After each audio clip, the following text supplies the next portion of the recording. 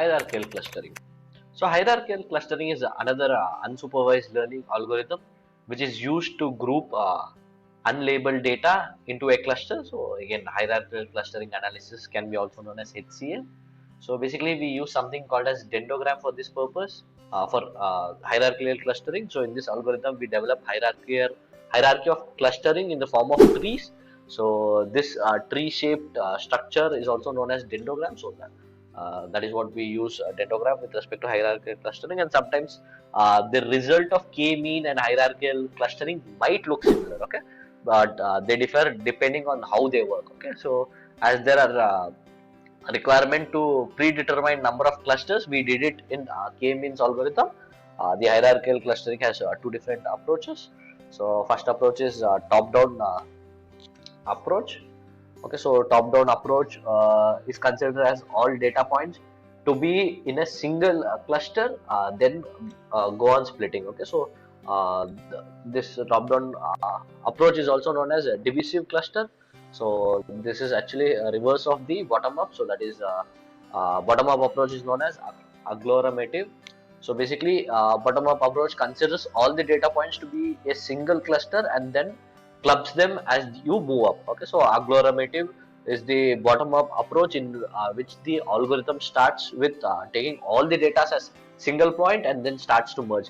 So similarly, like we had considered with respect to k-means also, right? Over there also, they were like getting one particular centroid and then joining those centroid. But here, rather than joining from with respect to that centroid and moving apart, so here every individual will have its own centroid, and after combining, it will create a new centroid, like wherever is the centroid for that. Okay, so again, why should we use this one? So before we move on with respect to why exactly we need hierarchical clustering and more details about agglomerative, I have a GIF. So now in each case the distance is calculated at once. So this particular GIF, like this is how it will be working. So I just want everyone to observe over here. So it is finding out the least like or the shortest distance between the points or the datas, and then it is finding out with respect to the next kind of clusters by grouping it. Okay, so that is where it is joining. So you can see two clusters are joined and new cluster is formed. Similarly, how it is being joined. So that's how here we are getting different clusters with respect to it. And here you can go with three clusters or even less you can go with. So over here you will get two clusters, or ultimately you will end up with one single cluster. Over here you can decide how many clusters are required. Okay. So again, we'll discuss how exactly we'll be deciding with respect to the number of clusters, what we'll be seeing. So before that, hierarchy, why exactly we need hierarchical clustering? So basically, okay, so the linkages over here we have. So before that, I just wanted to mention with respect to why exactly hierarchical clustering. So basically, we have other algorithms like k-means. Again, the end result would be similar. Why not use? Why should we use? So as we have seen in k-means, there are some challenges with this algorithm. So which is the most main thing is predetermined number of clusters. Okay, so this always try to create clusters of same size, and to solve these two challenges, like first challenge is with respect to predetermined numbers, and also it tries to create clusters of same size. Okay, so here irrespective of size it will be created. So to solve these two challenges, we can go for an hierarchical clustering algorithm. So in this algorithm, we just don't need to have any knowledge of predefined number of clusters. So ultimately we can decide at the very end how many clusters do we need. Okay, so agglomerative hierarchical clustering is most commonly used. Okay, or divisive, but since it is like bottom up approach, even the GIF, whatever we saw in the previous slide. So basically, even that is with respect to agglomerative hierarchical clustering. So it is a popular example for hierarchical clustering analysis. Again, to group the data sets into cluster, it will follow the bottom up approach. It means the algorithms consider each data set as a single cluster at the beginning and then starts combining the closest pair of the clusters together. So it does until it merges all everything into a single cluster. Similarly, how we had seen in the previous this one. Okay, so we had already seen the GIF. Okay, so that is the actual procedure of how exactly the clustering will be taken care. And later again with respect to bottom up it will be like splitting up. Okay, so so now basically with respect to how linkage affect the dendrogram. Okay, so basically there are three kinds of linkage that are used.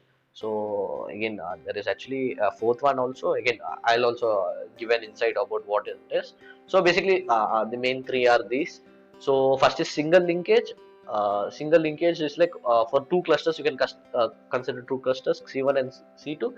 The single linkage returns the minimum distance of 2 points I and j you can consider, such that the C1 I belongs to C1 and j belongs to C2. So those are the minimum distance of a cluster. Okay, so you have many like many points in a cluster, right? So many data points.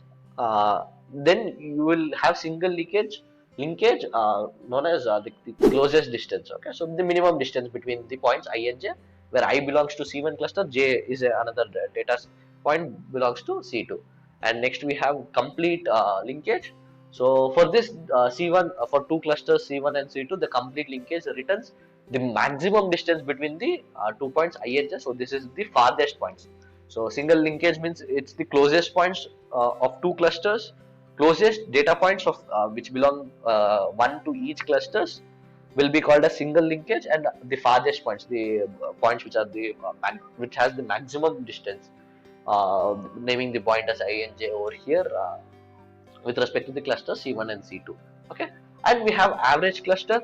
So basically, for two average clusters C1 and C2, the distance between any data point I in C1 and any data point C2, like calculating all the points and getting the arithmetic mean of it. Okay, so that is average point. Other thing is like alternative for average linkage, we can go with centroid linkage. So basically here it is the linkage method in which the distance of the centroids of the clusters is calculated. Like basically we had already seen in the k-means clustering that there will be centroid in very beginning. Okay, so even in positional clustering we had seen centroids, right? So not positional but partitional clustering. Okay, so finding out the distance between this is known as centroid linkage. So based on this only we'll decide which of the two clusters should be combined in the next step. Okay, so that is how we will be creating dendrogram. I think everyone is clear up to now how the grouping is done and creation of dendrogram is done. So basically, finally we need to decide how many clusters do we need, which will be like kind of the last point. So for that, how will you work on dendrograms in in hierarchical clustering? So the dendrogram is again tree-like structure. So mainly used to store each step of memory that the hierarchical cluster algorithm performs. Okay, so each memory should be saved. So in the dendrogram plot, again let me just show you the graph over here. So this was the similar example what we had seen. So considering with respect to the points P3 and P2 being the closest at the very beginning, and then the next point P3, sorry, P5 and P6, and next is P4 and the cluster from P5 and P6, and also same as P1 with the closest with respect to the cluster P2 and P3 combination, and finally combining these two will ultimately give us one big cluster. All right, so that is what we have with respect to the left hand side, and also the same is been done with respect to the RHS. So here we are taking the Euclidean distance, right? So I hope everyone remembers what is Euclidean distance. It is just the straight line drawn between them. Okay, so basically here working on dendrogram is something like in the figure over here on the left hand side we can see how clusters are created with respect to agglomerative clustering, and the right hand side is the corresponding dendrogram. So firstly the data points D2 all these are combined. So at last the final dendrogram is created, right? So here I think the best option to go with is probably going with two different clusters. So these three can be one different cluster, and these are the next different cluster. So we can decide based on the number of lines. So usually if you draw any horizontal line, okay, so in this horizontal line like from left to right, how many this one are coinciding? Okay, so usually in this case maybe two, if at all we go over here we are getting four clusters. Okay, so the next step is four cluster, which is not so feasible for only 6 inputs. So I think two clusters would be the best one. So by just having the insights with respect to the dendrogram itself, we can decide what exactly or how many exactly clusters we'll end up with. Again, it's all your wish.